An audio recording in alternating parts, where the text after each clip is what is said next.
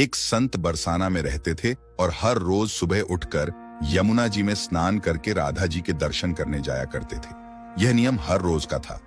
जब तक राधा रानी के दर्शन नहीं कर लेते थे तब तक जल भी ग्रहण नहीं करते थे। दर्शन करते करते तकरीबन उनकी उम्र 80 वर्ष की हो गई। एक दिन दर्शन करते करते समय संत के मन में भाव आया कि मुझे राधा रानी के दर्शन करते करते आज 80 वर्ष हो गए हैं, लेकिन मैंने आज तक राधा रानी को कोई भी वस्त्र नहीं चढ़ाया।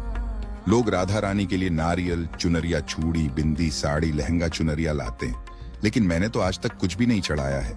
फिर संत सोचने लगे कि क्या लाऊं जिससे मेरी राधा रानी खुश हो जाएं। ये सोचते सोचते संत जी अपनी कुटिया में आ गए। सारी रात सोचते सोचते सुबह हो गई।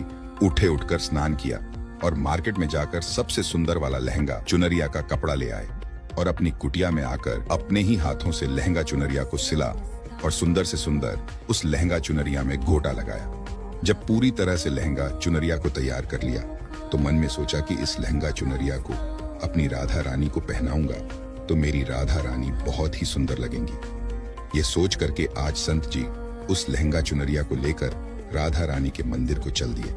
मंदिर की सीढ़ियां चढ़ते समय अपने मन में सोच रहे थे, आज अपने हाथों से बने हुए लहंगा चुनरिया राधा रानी को पहनाऊंगा तो मेरी लाडली बहुत सुंदर लगेंगी। इतने में एक बरसाना की लड़की आई और बाबा से कहने लगी, बाबा आज बहुत ही खुश हो, क्या बात है बाबा बताओ ना। तो बाबा ने कहा कि लाली आज मैं बहुत खुश हूँ। आज मैं अपने हाथों से राधा रानी के लिए लहंगा चुनरिया बना के लाया हूँ और इस लहंगा चुनरिया को राधा रानी जी को पहनाऊंगा और मेरी राधा रानी बहुत सुंदर दिखेंगी। उस लाली ने कहा, बाबा मुझे भी दिखाओ ना, आपने लहंगा चुनरिया कैसी बनाई है। लहंगा चुनरिया को देखकर वो लड़की बोली, अरे बाबा राधा रानी के पास तो बहुत सारी पोशाक है, तो ये मुझे दे दो ना। तो महात्मा बोले कि बेटी तुमको मैं दूसरी बाजार से दिलवा दूंगा, ये तो मैं अपने हाथ से बनाकर राधा रानी के लिए लेकर जा रहा हूँ, तुमको और कोई दूसरा दिलवा दूंगा। लेकिन उस छोटी सी बालिका ने उस महात्मा का दुपट्टा पकड़ लिया और संत के हाथ से लहंगा चुनरिया को छीन कर भाग गई। अब तो बाबा को बहुत ही दुख लगा कि मैंने आज तक राधा रानी को कुछ नहीं चढ़ाया, लेकिन जब लेकर आया तो लाली लेकर भाग गई। मेरा तो जीवन ही खराब है, अब क्या करूंगा। ये सोचकर संत उसी सीढ़ियों में रोने लगे। इतने में कुछ संत वहां आए और पूछा, क्या बात है बाबा, आप क्यों रो रहे हैं। तो बाबा ने उन संतों को पूरी बात बताई। संतों ने बाबा को समझाया और कहा कि आप दुखी मत हो, कल दूसरी लहंगा चुनरिया बना के राधा रानी को पहना देना, चलो राधा रानी के दर्शन कर लेते हैं। इस प्रकार संतों ने बाबा को समझाया और राधा रानी के दर्शन को लेकर चले गए। रोना तो बंद हुआ, लेकिन मन खराब था, क्योंकि कामना पूरी नहीं हुई ना। तो अनमने मन से राधा रानी का दर्शन करने संत जा रहे थे और मन में ये ही सोच रहे थे कि मुझे लगता है कि किशोरी जी की इच्छा नहीं थी, शायद राधा रानी मेरे हाथों से बनी पोशाक पहनना ही नहीं चाहती थी। ऐसा सोचकर बड़े दुखी होकर जा रहे थे।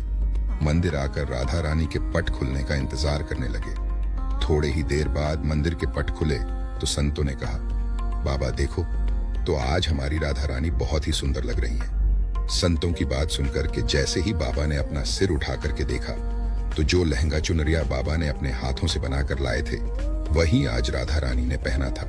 बाबा बहुत ही खुश हो गए और राधा रानी से कहा, हे राधा रानी, आपको इतना भी सब्र नहीं रहा, आप मेरे हाथों से मंदिर की सीढ़ियां से ही लेकर भाग गई, ऐसा क्यों। सर्वेश्वरी श्री राधा रानी ने कहा कि बाबा आपके भाव को देखकर मुझसे रहा नहीं गया, और ये केवल पोशाक नहीं है, इसमें आपका प्रेम है, इसलिए तो मैं खुद ही आकर के आपसे लहंगा चुनरिया छीन कर भाग गई थी। इतना सुनकर के बाबा भाव विभोर हो गए और बाबा की खुशी के आंसू फिर से बहने लगे।